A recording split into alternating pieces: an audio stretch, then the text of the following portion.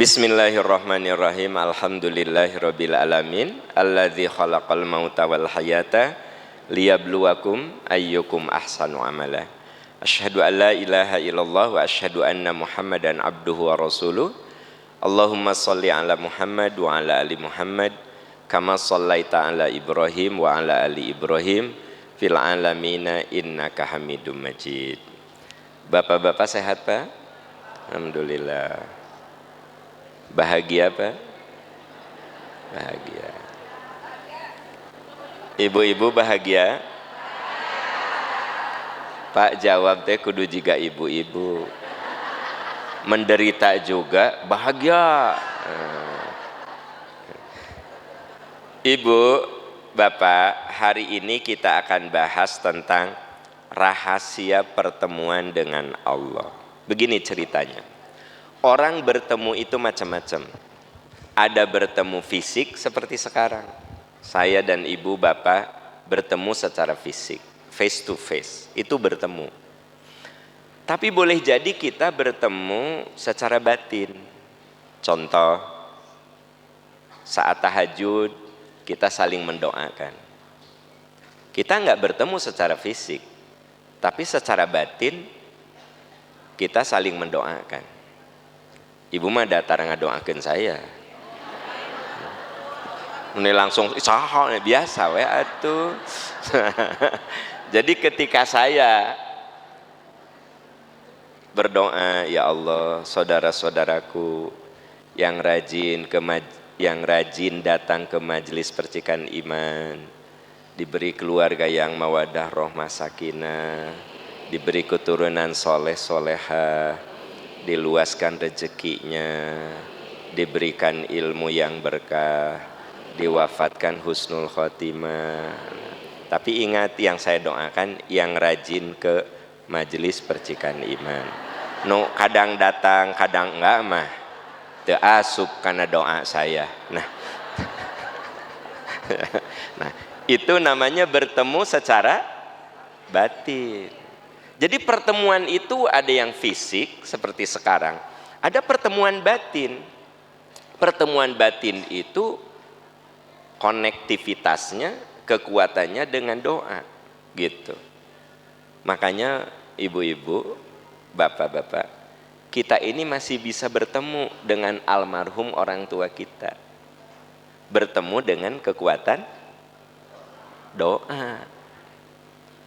Jadi kalau misalnya ba'da tahajud, ya Allah, muliakan kedua orang tua saya di sisimu, ampuni kesalahannya ya Allah, luaskan alam kuburnya, berikan cinta kasih kepada kedua orang tuaku sebagaimana mereka tidak pernah lelah menyayangi aku ya Allah. Saya teh bertemu dengan ibu bapak saya melalui doa, gitu. Jadi pertemuan tuh ada yang bersifat fisik, ada pertemuan yang bersifat batin, yaitu kekuatan doa. Nah, tapi bisa juga kita itu bertemu lewat komunikasi. Bertemu lewat komunikasi. Kita saling berjauhan, tapi pakai teknologi. Guys, gimana kabar guys? Kan ibu punya geng ya, gengnya itu 70 apa?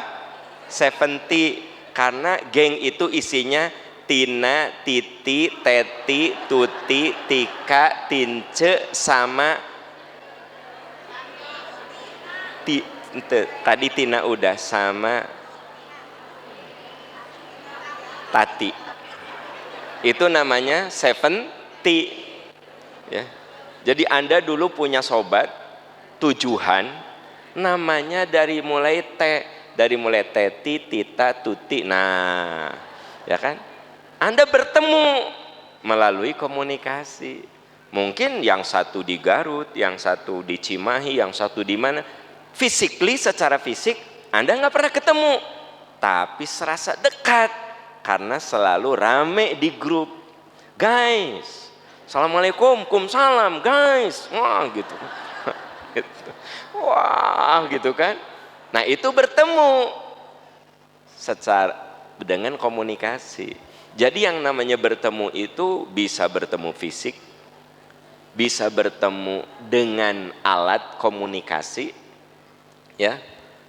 Anak ibu kuliahnya di Jogja, sebenarnya tiap hari ibu bertemu dengan untaian doa, tiap hari ibu bertemu dengan nga-WA, teteh kuliah jam berapa, jam segini, hati-hati nak, ini, itu bertemu dengan komunikasi gitu.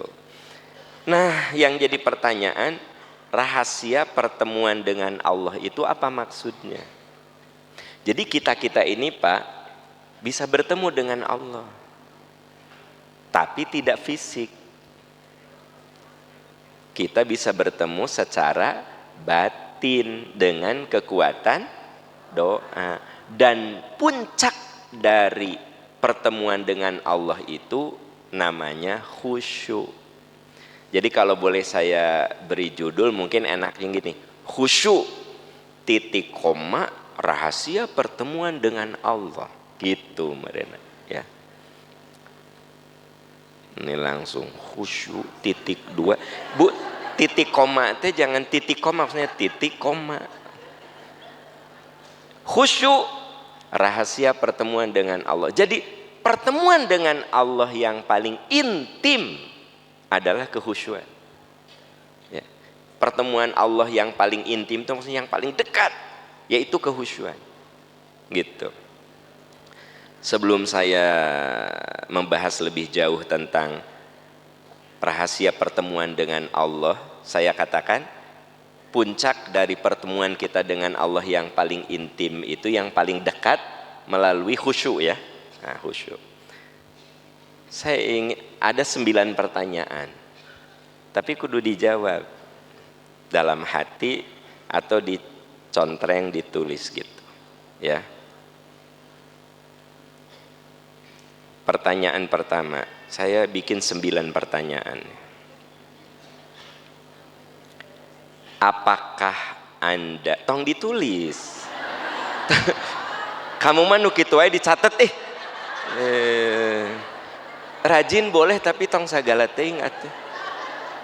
Ini mah saya ingin nu kitu wae dicatet ya Allah. Nah, ini mah saya ingin mengukur seberapa keintiman. Saya ingat katakan rahasia pertemuan dengan Allah itu yang paling dekat melalui kehusyuan, ya kan? Tadi sudah saya jelaskan makna bertemu itu macam-macam. Kita itu tiap hari 5 kali bertemu dengan Allah melalui sholat gitu. Seperti yang saya tadi contohkan, saya selalu bertemu dengan ibu bapak ketika saya mendoakan Anda gitu. Ketika bapak dan ibu punya anak, sebut sajalah di luar kota atau di luar negeri, sebenarnya tiap hari bisa bertemu dengan untaian doa, pertemuan batin, pertemuan komunikasi. Nah, dengan Allah kita itu paling tidak sehari 5 kali bertemu. Pertemuan rahasia, dikatakan rahasia karena hanya kita dan Allah Subhanahu wa taala. Nah, keintimannya, kekuatan dan kedekatannya itu melalui khusyuk. Kayak begini deh, Anda ngobrol sama temen aya nu sewajarna wae, kumaha nyengese orang gitu, oh itu nyengese kan gitu kan. Kamu di mana? Yuk nganterkeun anak sekolah. Nu mana? Kita nu anak nu ka-7. Oh, nu ka-7 gitu. Ya. Bungsu lain masih aya opat teh kahandap. Nah, gitu. Bukan. Itu kan obrolan yang pakai hati enggak? Enggak. Oh gitu. Sarapan heula kamu nya sarapan naon? Bubur. Bubur dikasih kerupuk, dikasih mie. Nah. Terus disangguan. Pakai rangginang. Nah. Itu komunikasi yang sebenarnya tidak berisi. Tidak berisi. Lain lagi gendangan misalnya. Nah, gini ya, mamah teh. Kamu alhamdulillah sekarang udah selesai kuliah, kamu sudah dapat kerja, ada satu PR lagi nak, mamah teh ada kekhawatiran tentang pasangan hidup. Kamu kudu berdoa yang sungguh-sungguh, mamah juga berdoa. Masalahnya salah memilih pasangan itu penderitaannya bukan sehari, nah sepanjang waktu. Ya jika mamah we atuh. Oke. Bukan, itu beda nggak dengan obrolan yang biasa. Jadi itu namanya omongan intim, kedekatan dari hati ke hati, ya. Pokoknya kamu kudu minta sama Allah jodoh yang terbaik, ya. Ya kalau kamu udah minta yang terbaik, ternyata diberi yang tidak menyenangkan, itu batu ujian. Tapi kalau kamu tidak pernah berdoa, tidak pernah berjuang, ngasal cari jodoh, lalu kamu menderita, berarti itu pilihan kamu. Itu yang mama khawatirkan sekarang ini. Nah, ibu dari hati, nah itu namanya pembicaraan intim, dekat. Ayah, nggak kerasa ya, kita rumah tangga teh 40 tahun. Ayah sekarang udah 70, mama 73. Naon seseria? Salah ente? Tah, kan ayah, bener teh. Ari kamu kudu ideal wae hirup teh. Nah kan? Ya, gimana gitu ayah? Ya. Anak-anak udah pada gede, cucu sudah lengkap. Berarti kita tuh tinggal menunggu hari aja ayah ya. Hari berpulang. Bisa ayah duluan, mamah belakangan. Bisa juga mamah duluan menyolatkan ayah. Ya. Itu namanya apa tuh? Intim. Orang sholat ada yang intim pak, dari mulai Allahu Akbar intim, ada juga yang Allahu Akbar Assalamualaikum gitu. Itu jadi nggak intim, nggak khusyuk. Nah saya ingin mengukur keintiman, kedekatan kita saat sholat itu seperti apa. Jawab pertanyaan-pertanyaan ini, tapi si pertanyaannya tong ditulis. Jadi Anda cuma tinggal, misalnya saya tanya, Anda bilang, oh iya, satu, dah. Oh ini tidak, nah gitu, iya atau tidak. Apakah Anda sering lupa rakaat atau ragu rakaat dalam sholat?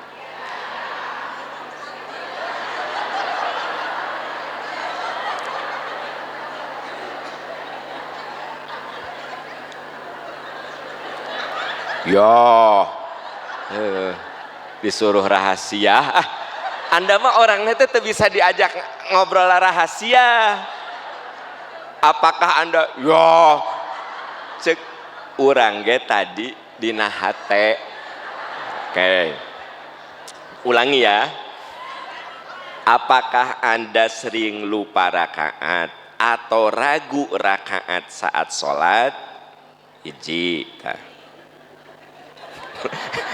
ini geus teu kuat hayang ngajawab. Nah hiji, nah, lamun misalnya yang nomor hiji iya, tulis ya kan gitu. 2, apakah Anda sering lupa bacaan? Kalau tadi mah rakaat, lupa bacaan, bahkan kadang tertukar, misal doa ruku tertukar dengan doa sujud.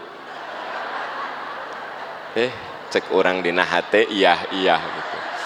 Rudet tilu, pokoknya tilu. Ya. Apakah Anda sering terburu-buru ingin segera menyelesaikan sholat? 4. Jadi sholatnya asa hayang ger cepet, hayang gera beres. Nah, jika ibu ngobrol dengan orang yang tidak ibu suka, asa hayang gesan. Ibu pernah nggak ngobrol sama orang ini asa pengen udahan gitu, pernah gitu? Nah, pernah nggak Anda sholatnya ini asa yang cepet-cepet, imam rada panjang teh geuleuh, ini panjang-panjang ting sih gitu.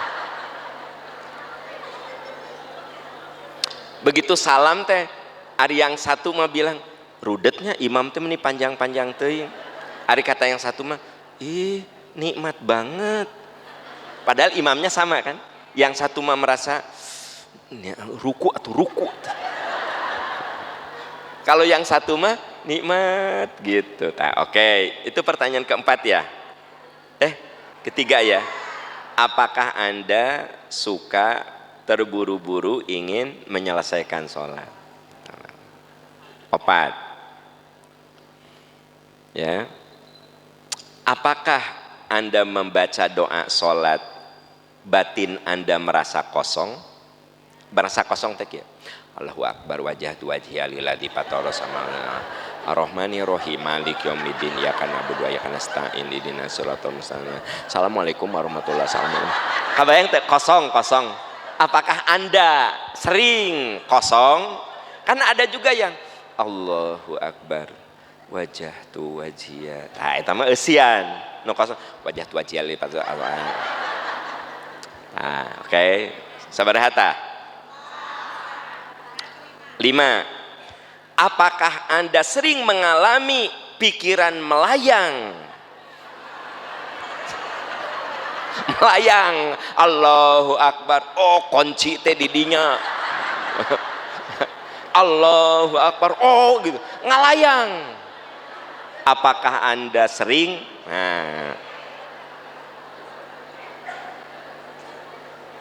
Nah, yang ke-6 ya.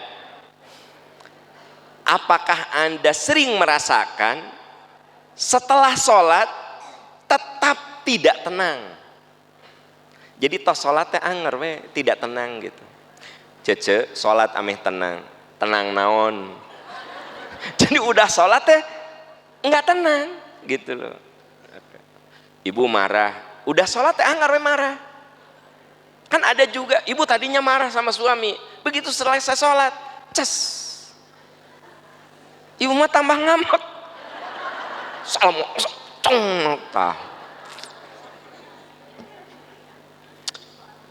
yang ke-7.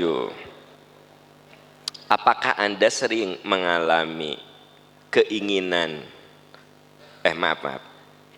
Apakah Anda punya keinginan menambah dengan sholat sunnah atau tidak punya keinginan? Jadi mentos sholat wajib, apakah Anda punya keinginan menambah dengan sholat sunnah atau tidak punya keinginan? Mana yang sering? Oh, nggak punya keinginan. Oke. Udah itu kan. Jadi kan habis sholat sunnah Pak, ada yang gini, tidak ada keinginan sholat sunnah, atau ada keinginan. Saya tanyakan yang seringnya. Ya hari sesekali mah jangan dihitung. Maksudnya gini, saya sering kalau habis sholat teh hoream sholat sunnah teh. Nah, hoream. Terus yang ke-8, apakah sholat terasa beban ataukah menjadi alat penghibur jiwa? Ningali wajah kieu mah beban. Ya kan? 8 kan? Terakhir. Apakah sholat mengubah perilaku saya? Ente, Anda jangan nilai saya di situ teh kamu. Jadi kieu, apakah sholat mengubah perilaku saya? Saya maksudnya kamu. Ulah iya Mas, apakah sholat mengubah perilaku saya? Tidak. Jadi Anda nunjuk ke saya. Kumaha tebaleg. Oke, itu ada 9 pertanyaan ya. Nah, Cung yang mengatakan iya lebih dari 3. Cung yang tadi tina salapan teh iya, lebihnya ada. Kalau cuma 2 jangan ngacung, cuma 3, lebih dari 3 cung. Ya, bener, iya materi kudu disampaikan. Bener. Iya parah kia ya, karena tilu parapatna ngacung. Ya, ini teh indikator. Ini materi perlu disampaikan tidak? Kalau ternyata yang ngangkat tangan itu cuma 10%, saya akan ganti judul ceramah ini. On the spot saya ganti, makanya saya sudah siapkan judul yang lain. Bisi setelah saya tanya, Berapa orang yang mengatakan iya dari fenomena tadi, misalnya cuma 10%. Oh, berarti materi ini tidak relate. Hari 80% mah memang parah ya, mah parah kan gitu. Oke ya. Ibu, Bapak, itu parah sih maksudnya, berarti materi ini memang perlu dibahas. Perlu dibahas. Buktinya apa? Sholat tidak menjadi penyejuk, belum menjadi penyejuk. Sering ragu, tilu apa opat. Nah, tilu apa opat. Ya, kan kalau Anda ragu, ambil jumlah terkecil kan, misalnya ini teh 2 apa 3, 2 apa 3, ambil 2. Anda mah kalau anggapnya opat. Nah, lohor kan Anda teh ragu, 2 tilu, opat we. Nah, itu ya. Nah, terus masih suka ingin segera menyelesaikan sholat, terburu-buru, ya kan gitu. Terus begitu sholat, pikiran teh sok ngalayang kemana-mana. Ya, oke. Ibu bapak, ya, menurut Ustadz Ibnul Qayyim, khusyuk itu memiliki 2 dimensi. Khusyuk memiliki 2 dimensi. Ya. 1, khusyu'ul jawarih, khusyuk lahiriah. Jadi khusyuk itu punya 2 dimensi menurut Ustadz Ibnul Qayyim. Punya 2 dimensi. Pertama, khusyu'ul jawarih, khusyuk lahiriah. Khusyuk lahiriah ditandai dengan ketenangan anggota tubuh saat sholat. Ya Bu, ketenangan anggota tubuh. Jadi sebenarnya khusyuk itu dimulai yang terukur dulu, anggota tubuh. Contoh, ini nih, lihat sini. Allahu Akbar. Itu tenang. Allahu Akbar. Lihat sini. Kalau yang khusyuk nih, ya, yang khusyuk nih. Sami Allahu liman hamidah, Rabbana lakal hamdu, Allah. Itu tenang kan? Sami Allah. Bayang teh. Itu teh Bu, namanya kata Imam Ibnul Qayyim khusyu'ul jawarih. Kamu kalau mau khusyuk katanya, latihannya coba yang terukur dulu, ketenangan anggota tubuh. Ya. Ibu, di antara tanda khusyuk, Ibu pakai mukena teh tartib.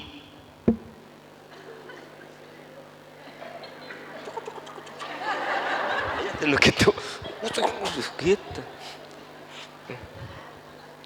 Saking terburu-burunya, begitu tahiyat baru nyadar, mau kena bagian bawah can dipasang. Pas tahiyat nah tuur, nah kabayang teu. So. Jadi yang pertama itu, yang paling gampang khusyu'ul jawarih. Khusyu'ul jawarih itu khusyuk lahiriah. Apa? Ketenangan anggota tubuh. Ya, jadi tertib, tenang. Nah, terus yang kedua, menjaga pandangan. Menjaga pandangan. Makanya Nabi mengatakan di dalam sholat itu ada orang yang suka mencuri. Ya Rasulullah, bagaimana dia mencuri?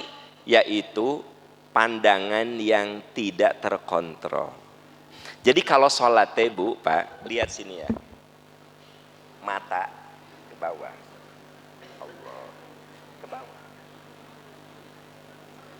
Anda mah kalahkan ningali sajadah batur.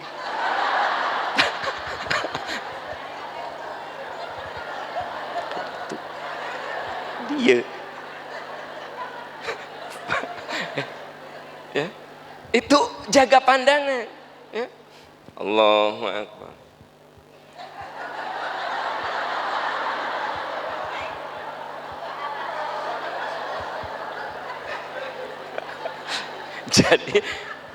Itu maksudnya apa kata Ustadz Ibnul Qayyim apa? Khusyukul jawari. Tenang, gerakannya tenang, mata itu terjaga. Mata Nabi menganjurkan mata itu ke tempat sujud. Kalau tahiyat mata ke telunjuk. Tahiyat ya, bukan ke tempat sujud, telunjuk. Telunjuk kita, bukan telunjuk batur. Anda mah kalau tahiyat kieu. Tahiyat.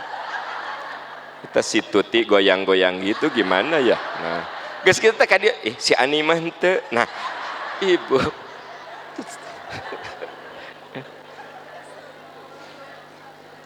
Nah, ini mah saya mengutip dari buku Madarij Salikin dari Ustadz Ibnul Qayyim. Jadi khusyuk lahiriah itu ketenangan anggota tubuh. Yang kedua jaga pandangan. Yang ketiga suara terkendali. Suara itu terkendali. Ya. Itu artinya Bu, kalau sholat itu suara itu jadi penanda. Ya. Ibu kalau sholat sendirian, Bapak kalau sholat sendirian sewajarnya saja. Allahu Akbar. Itu suara terkendali. Bapak sholat sendirian, Allahu Akbar.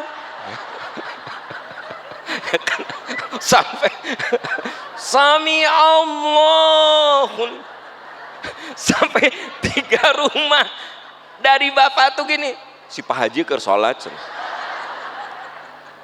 Nah gitu, suara terkendali ya, gitu. Nah Ibu Bapak, suara terkendali. Makanya kalau bacaan yang dikeraskan itu sewajarnya. Saya jadi imam, sebelah saya istri, ya yang kita didengar oleh istri.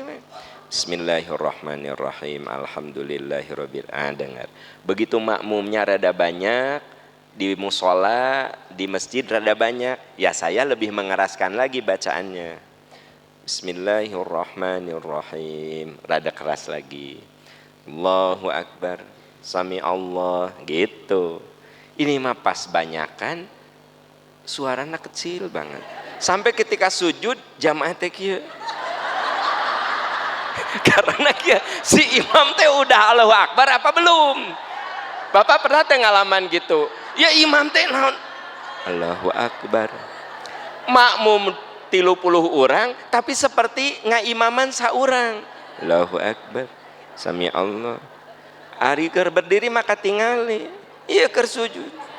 Allahu Akbar. Gitu. Nah, ya, paham. Aya nu ekstrim keras, aya nu ekstrim pelan. Ya. Mata bapak-bapak kalau jadi imam teh ya, lihat makmum, oh makmumnya rada banyak Pak, Bapak suaranya lebih keras, banyak pakai sound system gitu. Ini mah makmum saurang pakai loudspeaker. Bismillahirrahmanirrahim. Walabolin, amin. Walabolin suka tuh, amin, gitu kan? Pakai amin. Arya sa RW tahu atuh Ar-Rahmanir-Rahim Malikumul sa RW anu tawa nu badag teh anu makmum saurang tuh makmum saurang mah teu kudu pake tawa atuh bener enggak. Nah ini teh khusyukul jawari, khusyuk yang lahiriah. Yang kedua kan ada dua dimensi khusyuk. Yang kedua khusyukul qalbi. Tadi yang pertama khusyukul jawarih. Jawarih itu lahiriah. Yang kedua khusyukul qalbi.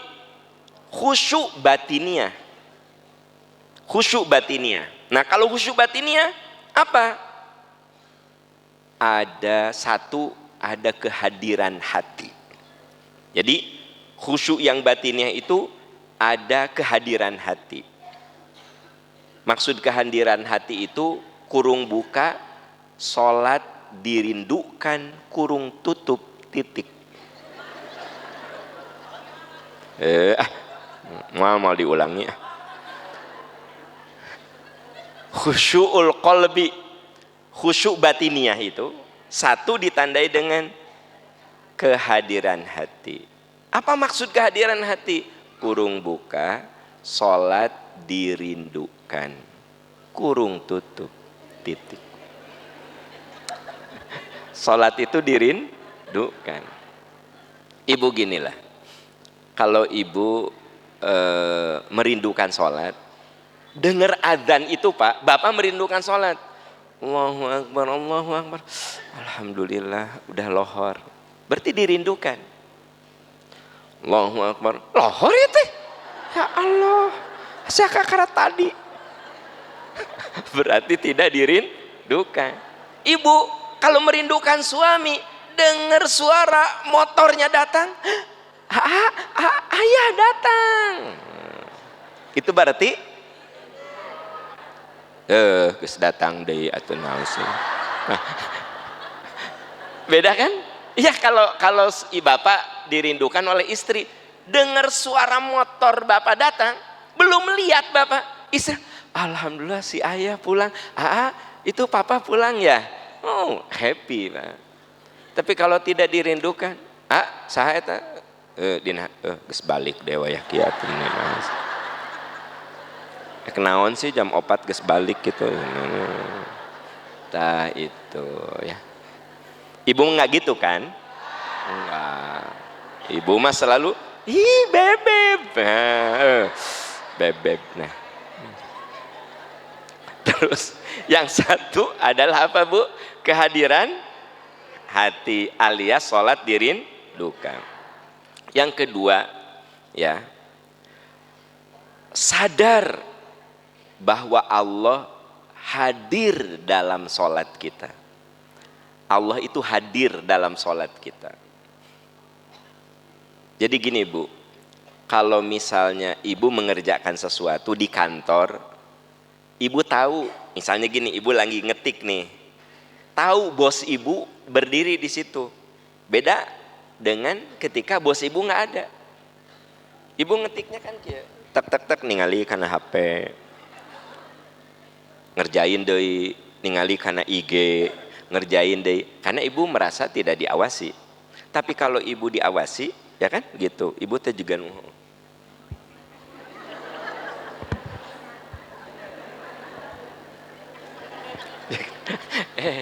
iya, ibulah munkar masaknya, lalu mertua ka dapur ningalikeun ibu, beda tuh ya. Bawang dicuci dulu, kan tara dicuci biasanya.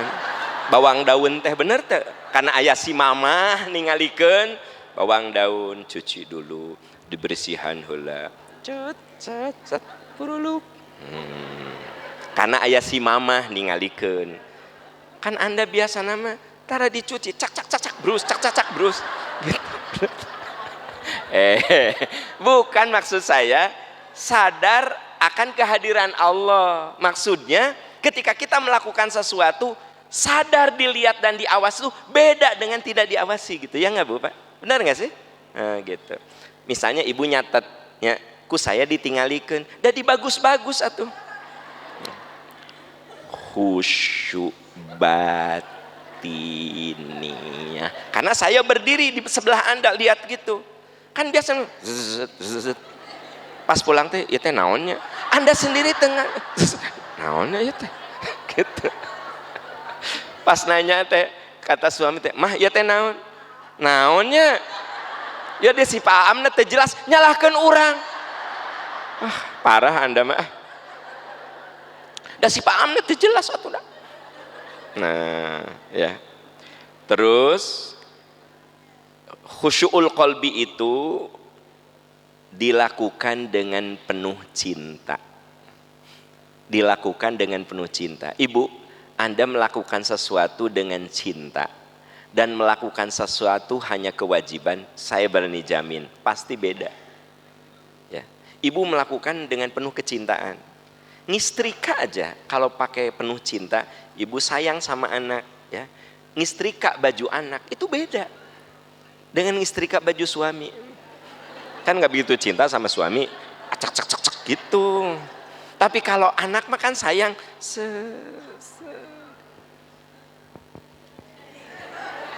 cek cek cek, cek gantungkan. Mah ya teh tos disetrika, tingali atuh, jeung nanya-nanya segala. Nah itu, ibu, mah ini udah diistrika, udah sayang. Kalau ke anak, udah sayang, coba cek, bener udah kan? Nah itu pakai cinta. Tapi kalau benci mah, kata suami teh, mah udah diistrika, tingali. Tengah hargaan ka pamajikan teh. Nah jadi, bukan. Kalau Anda melakukan dengan cinta dan tidak dengan cinta itu beda, benar nggak sih? Nah, itu sebabnya kenapa masakan orang tua dirasa oleh anak suka ada masakan yang istimewa. Karena orang tua kita memasaknya dengan cinta. Ya. Sampai sekarang adik-adik saya walaupun belajar dari emak langsung cara bikin makanan tertentu yang saya suka, tidak ada yang bisa menandingi rasa yang dibuat oleh emak. Ternyata saya tahu bukan masalah bumbu, bukan masalah cara memasak, tapi di situ ada cinta ibu ke anak. Maka semua ibu itu biasanya kalau anak itu punya kesukaan makanan ibu, ada yang senang sopnya, ada yang senang telur mata sapinya. Padahal telur mata sapi kan gitu-gitu juga, tapi kalau dibikin sama ibu tuh beda, karena si ibu memasaknya dengan cinta. Nah gitu. Ente cenah si bapak mah suami saya kalau dimasakku di kafe itu lebih enak daripada yang saya buat. Ya karena si bapak itu lebih cinta kanu di kafe daripada ke ibu, cek aku teh gitu. Dah kagok suudon lah orang. Nah jadi yang namanya khusyuk itu ada dua dimensi. Khusyukul jawarih, apa khusyukul jawarih? Lahiriah. Yang kedua khusyukul qalbi, bati. Kalau yang satu mah terlihat, yang satu mah batiniah, kehadiran hati, sadar betul Allah mengamati kita, melakukan dengan penuh cinta. Nah gitu ya. Lalu Imam Ghazali menyebut anatomi khusyuk. Anatomi khusyuk ya. Anatomi khusyuk. Beliau menjelaskan 6 unsur batin yang membentuk khusyuk. 6 unsur batiniah yang membentuk khusyuk. 6 unsur batiniah yang membentuk khusyuk. 1. Hudurul qalbi, kehadiran hati. 1, tadi saya sudah jelaskan kehadiran hati itu maksudnya merindukan sholat. 2, ya, saya ulangi ya, 6 unsur batiniah yang membentuk khusyuk. 6 unsur batiniah yang membentuk khusyuk. 1. Hudurul qalbi, kehadiran hati. Benar-benar hati kita hadir, benar-benar hati kita merindukan, ya, gitu. Yang kedua, tafahum, berusaha memahami bacaan sholat. Tafahum, tafahum, ya, tafahum, tafahum, berusaha memahami makna atau bacaan sholat. Ya, makanya Bu, Pak, kalau ingin khusyuk berjuanglah memahami maknanya. Bukan berarti Anda harus kursus bahasa Arab. Ya, maksudnya tidak harus Anda kursus bahasa Arab. Paling tidak Anda lihat buku sholat terjemahannya, Maliki Yaumiddin teh apa, Iyyaka na'budu wa iyyaka nasta'in teh apa, Subhana Rabbiyal Azim teh apa, Robbighfirli teh apa. Itu makna global tuh kudu faham. Itu namanya tafahum. Begitu, Allahumma ba'id baini wa baina khotoyaya, ya Allah jauhkan antara aku dan dosa-dosaku seperti kau jauhkan timur dan barat. Itu namanya tafahum, berusaha memahami. Saya bilang bukan berarti ibu bapak semua kudu belajar bahasa Arab dari awal, enggak. Minimal bacaan itu kan everyday, tiap hari kita baca, sehari 5 kali, 17 rakaat kita lakukan. Ya atuh, masa berpuluh tahun tidak mengerti Subhana Rabbiyal Azim itu apa, Subhana Rabbiyal A'la itu apa, Maha suci Allah yang maha tinggi, Robbik firli, ya Allah ampuni, warhamni, rahmati, dan seterusnya. Itu tolong dilatih lagi, dibaca lagi aja terjemahnya, diulang. Dah kalau dengan pengulangan lama-lama juga ngerti dengan pengulangan itu, ya gitu. Tafahum. Yang ketiga ta'zim. At-ta'zim, ya. Merasakan keagungan Allah. Ta'zim apa? Merasakan keagungan Allah. Oke, gini deh.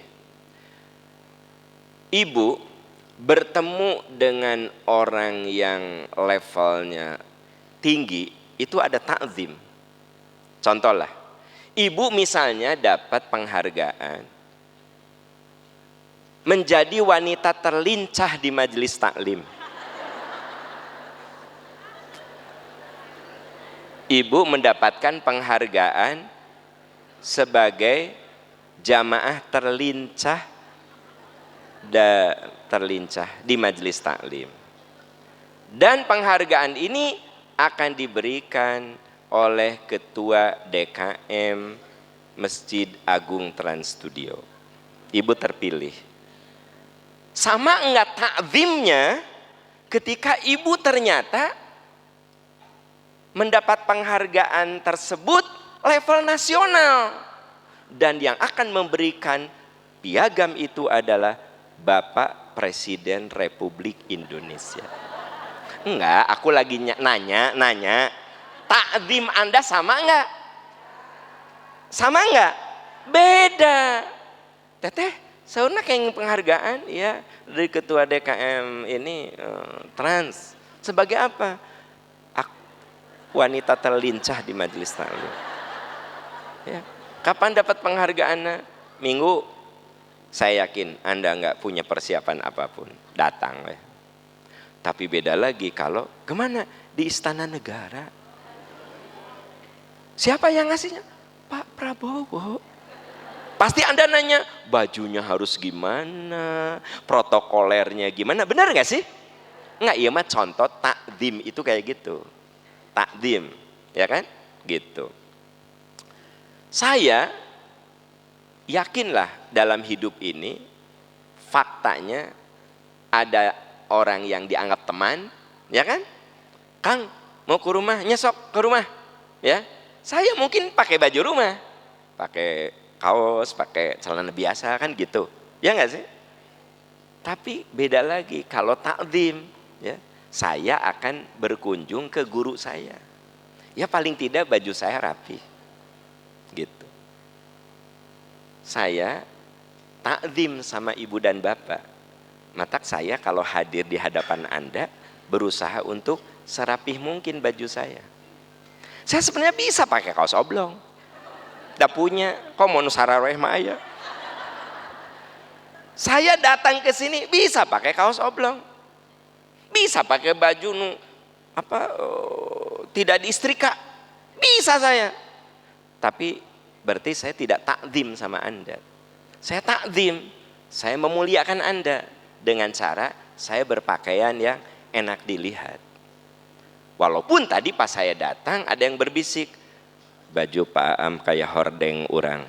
Baik orang mah, nggak masalah. Hordeng teh di rumah Anda, di sini mah baju saudara. Paham Bu? Jadi kalau misalnya ibu jadi guru, datang ke sekolah, baju rapi, bapak rambut rapi, itu sebenarnya takzim sama murid. Tapi kadang-kadang si muridnya tara takdim ke guru. Nah gitu. Jadi maksud saya apa? Sholat yang takdim itu dipastikan Anda akan memakai sesuatu yang layak. Paham Pak Bu? Maaf Pak ya. Bapak kalau sholat pakai sontog Pak. Pakai kaos oblong, sholat Bapak sah tidak? Sah. Karena nutup aurat, paha Anda tertutup. Pakai celana sontog, ya, yang lutut kelihatan, itu sah Pak. Tapi tidak takdim. Tidak takdim. Gitu loh. Ya. Makanya Bu, kalau Ibu ada rezeki Pak, coba untuk ibadah itu yang takdim. Contoh, Ibu beli mukena yang relatif nyaman dipakai, sajadah yang bagus. Nah, Ibu mah semua sajadah teh ada tulisan mengenang almarhumah. Semua sajadah teh mengenang. Pas sholat, ya kan? Di belakang ayah dina ieu teh dina mukena teh mengenang almarhumah ayahanda. Gitu ya. Nah, takdim. Jadi takdim itu berkembang kemana-mana sebenarnya. Berkembang. Jadi kalau bicara takdim itu ya perasaan mengagungkan bahwa saya akan hadir di forum yang di situ Allah hadir gitu. Itu namanya takdim ya. Nah, yang keempat al-haibah. Haibah. Khawatir ibadah kita tidak diterima. Khawatir ibadah kita tidak itu namanya haibah. Ada kekhawatiran. Duh, takut nggak lulus. Kalau orang takut nggak lulus, dia belajar sungguh-sungguh. Ya, khawatir. Kalau udah sholatnya, duh ya Allah, terimalah sholat saya ya Allah, terimalah sholat saya. Nah itu namanya haibah. Gitu. Sehingga ketika sholat tuh sungguh-sungguh, karena takut tidak diterima. Zikir, takut yang tadi tidak sempurna. Atau kalau sholat tadi tidak sempurna, minimal zikirnya sempurna. Astagfirullah, subhanallah, subhanallah. Aduh, takut tidak sempurna, sholat sunnah sebagai penyempurna gitu. Ayah, kok nggak sholat sunnah? Cukup, wajib ke, alhamdulillah. Nah, berarti tidak ada haibah. Jadi haibah itu kekhawatiran, khawatir tidak diterima, khawatir ada yang kurang-kurangnya, itu haibah namanya, ya kan gitu. Nah, yang keempat, setelah 4 apa? 5. Yang kelima adalah roja. Harapan, husnuzon Allah menerima ibadah kita. Apa roja? Husnuzon, harapan Allah menerima ibadah kita. Jadi artinya orang kalau kita ingin khusyuk itu, di satu sisi kita ada haibah, ada kekhawatiran sholat itu tidak diterima. Kekhawatiran sholat tidak diterima membuat kita bersungguh-sungguh, ya kan? Kalau Anda khawatir tidak lulus, Anda bersungguh-sungguh belajar biasanya, ya kan? Gitu. Nah, kalau ibu khawatir kesiangan, kereta keburu berangkat, saya yakin Anda bersungguh-sungguh untuk datang sebelum waktu kereta itu berangkat. Itu namanya haibah. Kalau roja, optimis, harapan, ya Allah, satu-satunya tempat saya berharap tuh Engkau. Satu-satunya tempat saya mengadu itu Engkau. Hanya kepada Engkau ya Allah aku minta, aku mengadu, dan hanya Engkau yang bisa mewujudkan seluruh harapan-harapan aku. Nah itu roja namanya. Nah yang terakhir al-haya. Haya, merasa malu,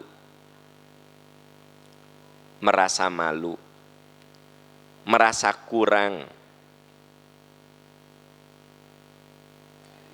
merasa malu, nikmat Allah lebih besar ya, daripada rasa syukur kita. Rasa malu, nikmat Allah itu lebih besar daripada apa? daripada rasa syukur kita. Kayak begini deh ya. Jadi al-haya itu rasa malu bahwa karunia Allah lebih besar daripada rasa syukur kita. Contoh, ibu itu selalu bantu saya dalam segala hal. Saya teh malu sama ibu teh. Anak saya disakolahkeun ku ibu, rumah dikasih ku ibu, mobil dikasih ku ibu. Saya teh malu sama ibu teh. Makanya walaupun saya sudah berusaha melaksanakan apa yang ibu minta, kayaknya pokoknya mun ibu pulang, iya taman kudu bersih, mohon bu. Engke mobil dicucinya, mohon bu. Engke rumah dipelnya, mohon bu. Semua sudah saya lakukan, tapi tetap saya katakan, saya belum bisa membalas kebaikan ibu. Karena anak-anak saya sekolahkan sama ibu, ya kan? Rumah dikasih ku ibu, kendaraan dikasih ku ibu, walaupun saya sudah melaksanakan perintah ibu, ya, tapi saya merasa yang saya lakukan itu belum ada apa-apanya dibanding dengan kebaikan ibu terhadap saya. Tak itu namanya al-haya. Itu namanya syukur al-haya. Jadi al-haya itu rasa malu bahwa nikmat Allah tak sebanding dengan rasa syukur kita. Rasa syukur teh gini, kita melaksanakan perintah Allah, itu teh nggak sebanding dengan nikmat yang Allah berikan kepada kita. Ibu bapak, kita teh kudu malu. Sholat yang kita lakukan ini nggak sebanding dengan nikmat yang Allah berikan. Nikmat mata, ya, nikmat telinga, nikmat lidah kita bisa membedakan pahit, manis, panas, dingin. Belum lagi bagaimana mata itu bisa merekam di memori. Ibu lihat, oh si ibu itu tadi tidak ada di MPI, kan di potret masuk ke memorian. Gitu. Da ibu itu teh sering ketemu saya di pengajian. Bagaimana memasukkan data ke otak kita? Jelimet bu. Bagaimana ibu ngambil makanan, masuk ke mulut, dikunyah. Itu respon otak, respon tangan. Udah gitu masuk ke perut, perutnya bekerja. Lalu dipisah. Mana protein, mana gula, mana. Lalu gimana? Disebar. Semua dikasih makanan. Dan makanan yang disebar ke tubuh kita beda-beda. Alis seumur hidup nggak pernah saya cukur. Segini weh, nggak ada, nggak mau gitu. Sementara rambut sebulan sekali saya cukur. Alis kenapa enggak? Dua nana dikasih makanan enggak sama tubuh? Tapi kok yang satu mau bertumbuh, yang satu enggak. Karena growth factornya beda. Saha tanu ngatur itu. Nah makanya sehebat apapun ibadah kudu punya rasa malu. Kenapa? Ibadah yang saya lakukan mah nggak ada apa-apanya dibanding dengan nikmat yang Allah berikan. Nah itu yang disebut dengan 6 unsur batiniyah yang membentuk khusyuk. Hudurul qalbi, tafahum, ta'zim, haibah, roja, dan haya. Ya. Nah terus surat lain yang berkaitan dengan khusyuk adalah surat Al-Mu'minun ayat 1 dan 2. Surat Al-Mu'minun surat ke-23 ayat 1 dan 2. Qad aflahal mu'minun, sungguh beruntung orang yang beriman. Siapa? Alladzina qad aflahal mu'minun alladzina fi sholatihim khashi'un. Sungguh beruntung orang yang beriman, yaitu yang khusyuk di dalam sholatnya. Bagaimana cara sholat itu khusyuk? Tadi sudah dibahas. Ada khusyuk jawarih, lahiriah, ada khusyuk qalb, batiniah. Lalu ada 6 unsur supaya khusyuk dari mulai hudurul qalbi sampai terakhir al-haya gitu. Nah sekarang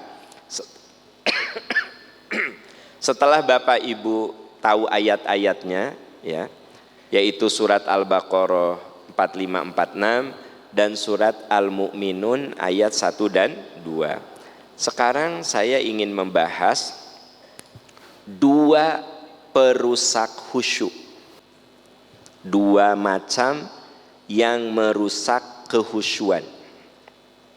Dua macam yang merusak kehusyuan. Ya. Satu namanya al-ghaflah.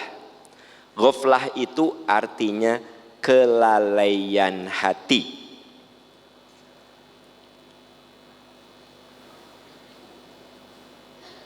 Yaitu hati yang terlalu sibuk bahkan diperbudak dunia. Itu ghaflah namanya. Ghaflah itu kelalaian hati. Hati yang terlalu sibuk dengan dunia, bahkan diperbudak oleh dunia.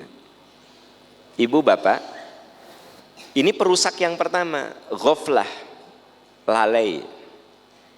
Hati kita terlalu sibuk dengan dunia, bahkan diperbudak oleh dunia. Termasuk ghaflah ketika datang waktu sholat, ibu bapak saya tidak segera berwudu karena ingin menamatkan drama Korea. Karena cuma 15 menit lagi. Maka drama Korea itu menjadi sumber ghaflah. Paham Bu maksud saya? Ghaflah. Ya. Saya lagi ngobrol sama temen, dengar azan, tapi ia kerame ngomongkan batur. Itu namanya apa? Ghaflah. Jadi kelalaian, lalai dunia, sampai kalaupun saya sholat pasti merusak kehusyuan saya. Gitu. Nah ini yang paling tahu diri kita semua. Makanya kudu diidentifikasi.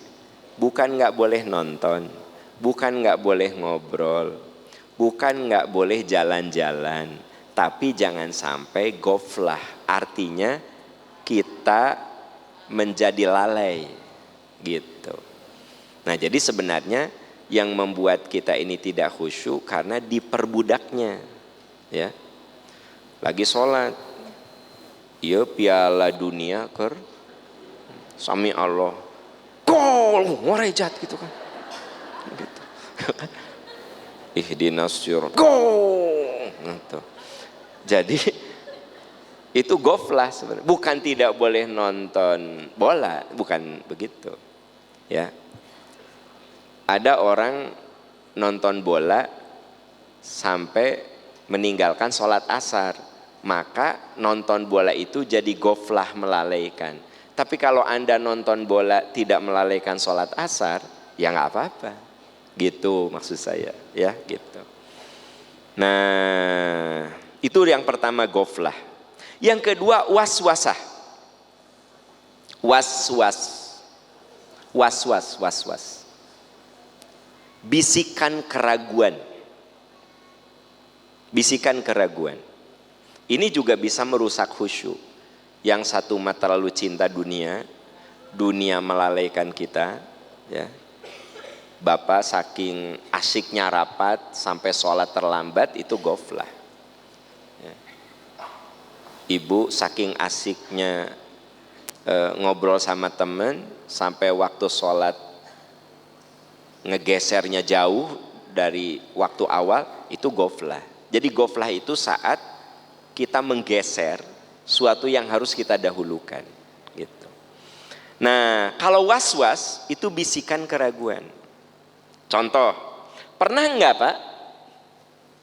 Allahu Akbar. Asal Sami Allah. Ces. Sujud. Ces. Enggak, saya ingin nanya, pernah enggak ada ragu was-was gitu? nggak usah sok suci. Pernah enggak? Pernah. Pernah enggak? Nanti pikir-pikir dulu. Enggak usah sok suci lah. Sahabat saja mengakui, nanya ke Nabi, ya Rasulullah, kenapa ya saya teh kalau udah wudhu pas mau sholat asa ada keluar angin. Tak sahabat mah belak-belakan, Anda mah kan ditanya gitu teh gini, nanti ya saya pikir-pikir dulu gitu. Sok suci Anda mah. Nah sahabat mananya, ya Rasulullah, saya teh kalau mau sholat, kalau baru aja takbir suka ada terasa batal, asa keluar angin gitu. Apa kata Nabi? Itu was-was dari setan. Jangan kau hiraukan hatta tasma'al duratan, sampai kamu dengar suara dut. Paham? Gini nih Bu, tong seserian kayak geus ngalaman mah gede bingung. Allahu Akbar. Asa ces. Kata Nabi, jangan hiraukan. Itu setan memberikan was-was sama kamu. Kapan kamu batal? Kalau pret, itu mah bukan was-was. Emang hakul yakin. Ya. Pret, mama, kok nggak wudhu? Was-wasna, was-was naon ari mama? Eta sakit tuh pretnya. Nah gitu. Paham Bu? Jadi kalau belum, jadi bisa pret, bisa ada saksi-saksi di sekitar, terjadi suatu kersolat yang anak-anak balubar. Kenapa? Mama hitutna saha gitu. Was-was teman. Mama kita teh sampai bubar. Paham Bu? Nah jadi kalau was-was mah kata Nabi itu bisikan dari setan. Ada orang yang kalau wudhu ngata-matamat, wudhu balik deh, wudhu biasanya merasa ada yang terlewat, asa lupa tadi teh tidak mengusap kepala, wudhu lagi. Ada lagi yang ketika wudhu tuh asa baru selesai wudhu asa kentut gitu. Nah itu juga was-was.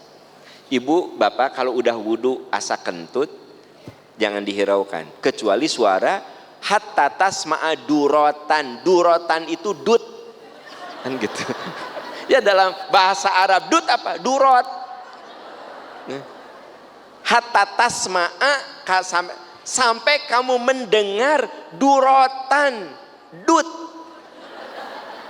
Ya, durotan. Jadi kalau sudah wudhu asa batal, candut, wudhu, sholat gitu. Jadi Anda kalau sudah wudhu asa batal, belum dut, sholat nggak usah wudhu lagi gitu ya. Nah jadi Anda setuju nggak was-was itu kadang mengganggu kehusuan? Iya, mengganggu kehusuan ya kan gitu. Nah makanya kalau kita ragu dalam sholat apa 2 rakaat apa 3 rakaat, ambil yang yakin 2 rakaat. Kalau Anda ragu, saya teh udah Fatihah belum? Kan aya nu kieu, walam yakullahu kufuwan ahad. Fatihah cannya. Pernah nggak ngalamin gitu? Ya misal, imam misal kan, Anda mah wanita solehah nggak mungkin. Saya baca nih, walam yakullahu kufuwan ahad. Mau ruku teh, tadi teh Fatihah nggak? Nah kalau gitu, anggap Anda belum Fatihah. Caranya apa? Bismillahirrahmanirrahim, alhamdulillahirabbil alamin, baca Fatihah lagi. Jadi kembalikan kepada yang yakin. Daripada di rakaat kedua teh, tadi jigana can Fatihah ada, rakaat ketiga tadi jigana can Fatihah ada gitu. Jadi was-was kan kesananya. Makanya kalau kita was-was belum Fatihah, Anda baca Fatihah lagi. Kalau Anda was-was rakaatnya kurang, ya tambahin lagi gitu. Kalau Anda hutang ke saya, ragu udah bayar apa belum? Bayar lagi enggak? Moal Anda mah. Anda teh hutang ke saya ya 1 juta. Asa geus mayarnya, bayar jangan. Moal Anda mah moal. Cece, Pak Am, hari aku teh udah bayar belum ya? Gitu ya. Belum Bu. Masa? Anda mah kalah ngambek. Masa? Makanya dalam Islam kalau hutang piutang bisa jadi pertengkaran tuh catet. Gitu ya. Balik ke yang tadi, kita lagi ngobrolin hutang piutang. Kita lagi cerita was-was itu digugurkan dengan keyakinan. Apa Bu? Was-was itu digugurkan dengan keyakinan. Sholat ragu antara 2 rakaat atau 3 rakaat, gugurkan keyakinan, ambil jumlah terkecil. 2 rakaat. Aku teh udah Fatihah belum? Fatihah lagi aja, gitu ya. Nah, gitu. Oke, jadi perusak khusyuk itu ghaflah ya, sama was-wasa. Nah, sekarang 7 kunci meraih khusyuk dalam sholat. 7 kunci. 1, sempurnakan wudhu. Ini saya rangkum dari Quran dan hadis. Kalau kita ingin 7 kunci meraih sholat khusyuk. 1, sempurnakan wudhu. Ibu bapak, Nabi menyebut bahwa menyempurnakan wudhu itu awal dari kesempurnaan sholat. Sempurnakan wudhu itu maksudnya wudhu yang benar, ya, wudhu yang benar. Nah, karena yang namanya wudhu itu dia bukan hanya pembersih fisik, tapi juga pengkondisian. Sampai Nabi mengatakan, idza tawaddo'al abdu, bila seorang hamba berwudu, ya, famadmadha, dia kumur-kumur, kharajatil khotoya min fih, maka ketika kita berkumur, dosa-dosa kecil itu keluar dari mulut kita. Jadi Anda jangan pikir yang namanya wudu cuma membersihkan fisik. Ketika seorang itu membasuh wajahnya, kharajatil khotoya min wajhih, maka rontoklah dosa-dosa kecil yang ada di wajahnya. Bila dia mengusap kepalanya, maka rontoklah dosa-dosa kecil yang ada di pikirannya. Kan kadang suka ada dosa di pikiran kita ya, suudon gitu ya, macam-macam lah gitu, julid, tete dosa pikiran gitu. Nah, bila seorang itu membasuh kakinya, keluarlah dosa-dosa kecil dari kakinya. Jadi jangan sepelekan berwudu. Makanya Nabi mengatakan di akhirat itu ada orang yang wajahnya bersinar, ghurran muhajjalina min atharil wudu. Mereka itu wajahnya bersinar bekas wudu. Ya, jika ibu bapak di dia kelihatan Anda bersinar. Bersinar. Karena siang hari dan kena lampu. Jadi di akhirat itu katanya ada yang ghurran muhajjalin, wajahnya itu bersih, ya kan gitu, min atharil wudu, karena bekas wudu. Makanya ada yang disebutkan tajdidul wudu, sunnah tajdidul wudu itu sunnah memperbaharui wudu. Contoh, saya udah wudu saat maghrib, kan maghrib ke isya cuma sejam, waktu isya itu saya masih punya wudu. Sekiranya saya tidak wudu boleh, karena masih punya wudu. Tapi kalau wudu lagi afdol. Saya masih punya wudu, tapi wudu lagi, gitu. Ada orang yang kalau subuh itu dia nggak wudu. Apa? Nah nggak wudu. Papa madati isa can batal.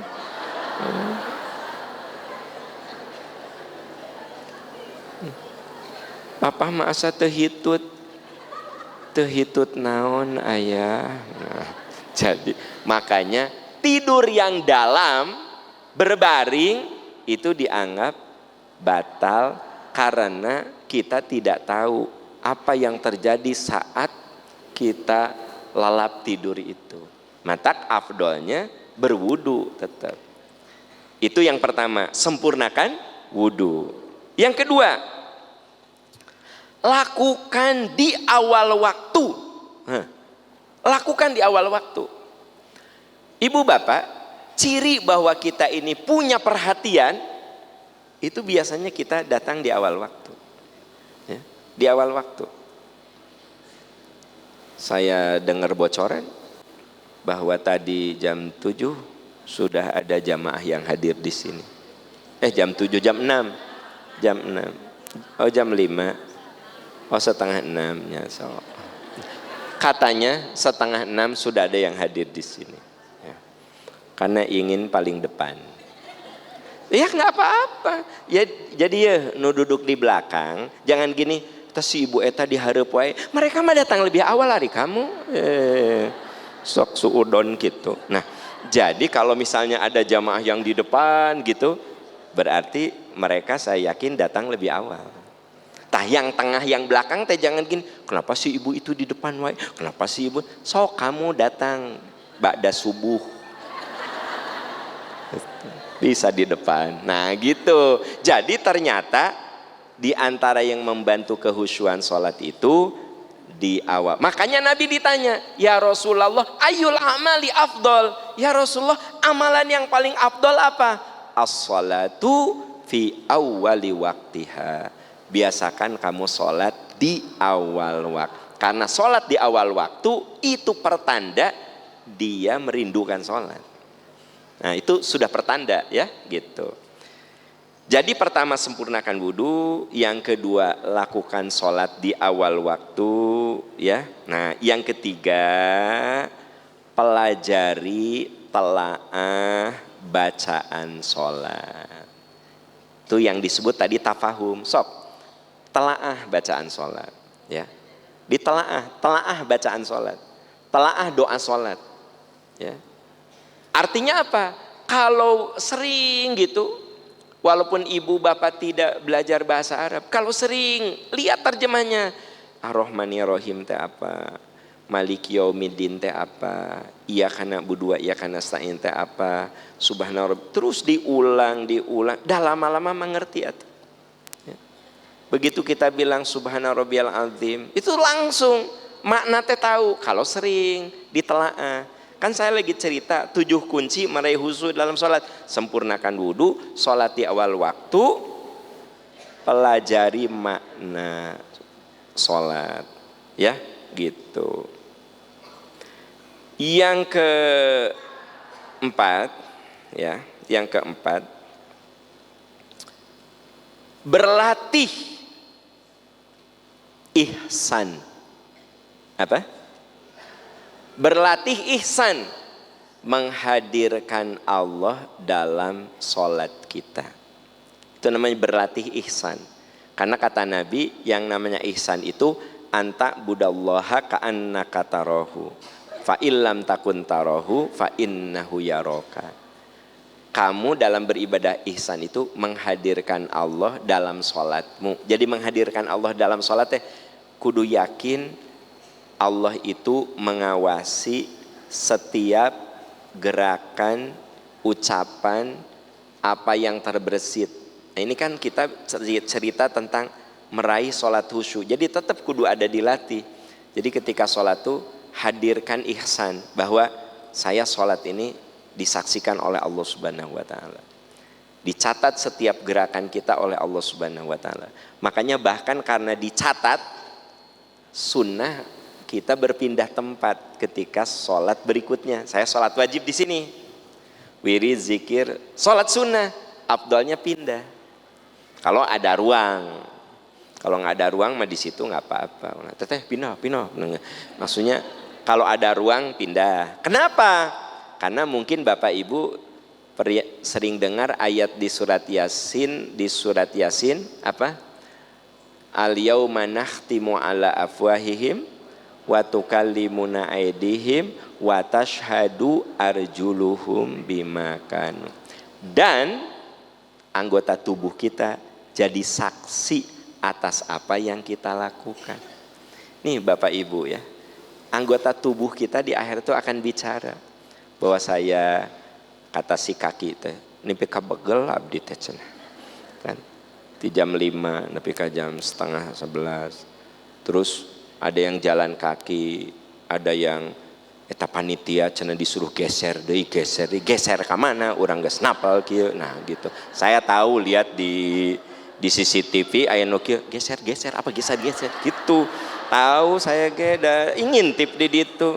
Tadi teh Bapak Ibu, kasihan yang di belakang ada yang sampai di tangga, memang bener tuh sampai di tangga di luar gitu. Ya, tuh sampai di luar gitu, ya kan? Disuruh ngageser, geser naon, spinu geser. Nah, Ibu, ya,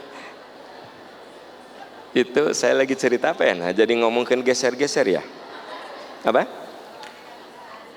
Nah, jadi hadirkan ihsan, rasa diawasi, ditatap, dilihat oleh Allah, ya. Nah, yang kelima, latih bacaan sholat agar tartil. Latih bacaan sholat. Bacaan sholat itu berarti surat-surat dalam sholat agar tartil. Tartil itu apa? Bacaannya benar gitu loh, ya. Jadi Bu, Pak, sebenarnya kalau Bapak Ibu belajar tartil, belajar tahsin Al-Quran, itu cara supaya bacaan sholat kita makin enak, itu makin khusyuk sebenarnya. Saya ingin tanya, khusyuk mana Anda bermakmum kepada imam yang bacaannya enak atau kepada imam yang bacaannya itu mengesalkan? Saya pernah, dulu Bu, saya kalau mau ke Radio OS tuh dulu 20 tahun yang lalu, kan belum ada internet. Jadi saya teh kudu datang ke radio, ke Setrasari. Nah, saya sholat subuh, karena kan sholat subuh teh di jalan. Kan Anda tahu kan kadang sholat subuh teh jam 4 kan, pernah kan? Jadwal tuh kan kadang 4:30 kan bergeser gitu ta. Karena sholat subuhnya jam 4, jadi saya sholat subuh di jalan. Yang saya kaget adalah makmum yang lain ngerti, saya tuh nggak ngerti.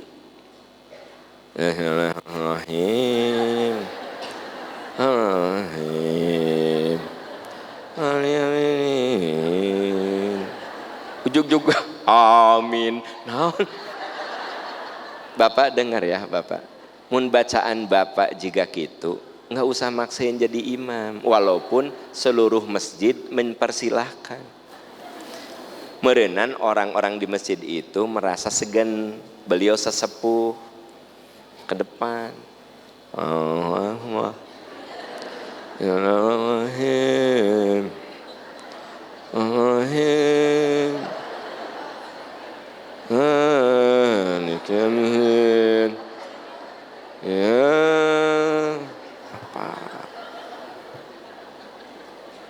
Mata tanya teman-teman kalau di Arjasari, kapan saya jadi imam maghrib isya subuh?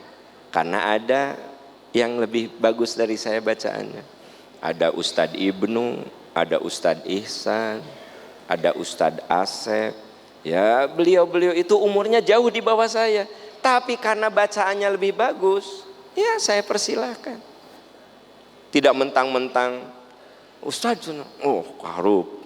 Saya tahu akan lebih khusyuk yang jadi imamnya itu Ustadz Ihsan, Ustadz Ibnu. Kenapa? Beliau bacaannya jauh lebih bagus dari saya. Kecuali kalau udah nggak ada lagi. Ada di situ Abah Engkon, ada Abah Jenal.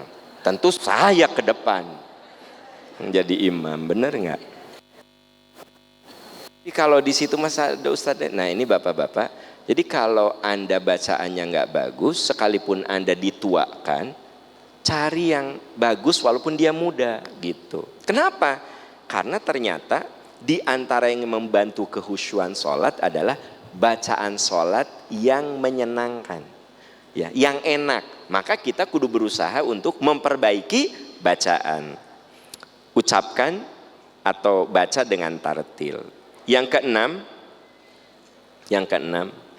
ya, tangani was-was dengan doa. Tangani was-was. Tadi ingat yang bikin kita tidak khusyuk apa? Was-was. Ditangani was-was itu dengan doa. Maksudnya begini, Anda yang suka punya penyakit was-was, ya Allah, jauhkan hamba dari penyakit was-was. Teguhkan hamba dalam sholat, supaya rasa was-was itu hilang dari hamba gitu. Jadi ya Allah, kuatkan hamba agar tidak was-was. Kan tidak semua orang punya penyakit was-was gitu. Jadi bagi yang suka ada was-was, mohon doa kepada Allah agar dijauhkan dari was-was. Yang ketujuh, anggap itu sholat terakhir. Anggap itu sholat, karena Nabi mengatakan sholatlah kamu seolah-olah itu sholatmu yang terakhir. Jadi kalau kita sholat subuh, yakini bisi ini teh sholat yang terakhir. Seolah-olah itu sholat. Nanti kita sholat duhur, ini teh bisi sholat yang terakhir gitu. Karena banyak kejadian subuh masih berjamaah,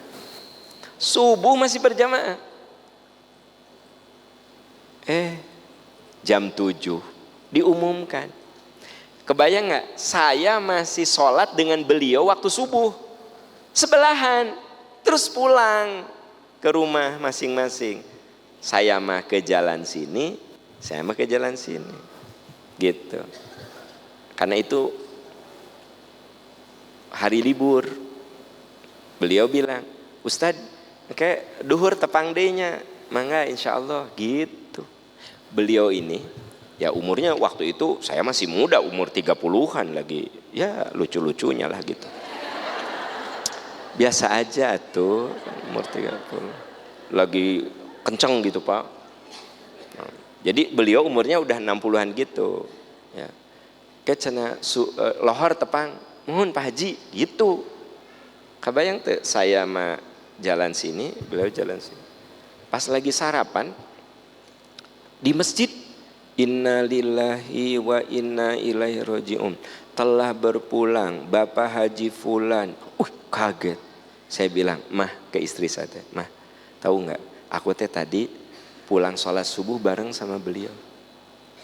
Jadi ternyata beliau ngedadak tuh meninggalnya. Kebayang gak sama Anda, subuh bareng sama saya dengan jamaah yang lain, duhur kami menyolatkan beliau. Duhur teh disolatkan ku jamaah anu subuhan. Saya ingin cerita sama Anda, kalau kita bisa sholat duhur, belum tentu asar teh berjamaah. Kalau kita bisa sholat subuh, belum tentu duhur itu berjamaah. Mungkin malah kita disolatkan. Maka kata Nabi, sholatlah seolah-olah itu sholatmu yang terakhir. Gitu ya. Ibu bapak, itu yang bisa saya sampaikan ya. Semoga bermanfaat. Semoga kita semakin bisa meningkatkan kualitas khusyuk kita, karena khusyuk itu adalah rahasia pertemuan dengan Allah Subhanahu wa taala. Subhanaka Allahumma wa bihamdika asyhadu an la ilaha illa anta astaghfiruka wa atubu ilaik walhamdulillahirabbil alamin.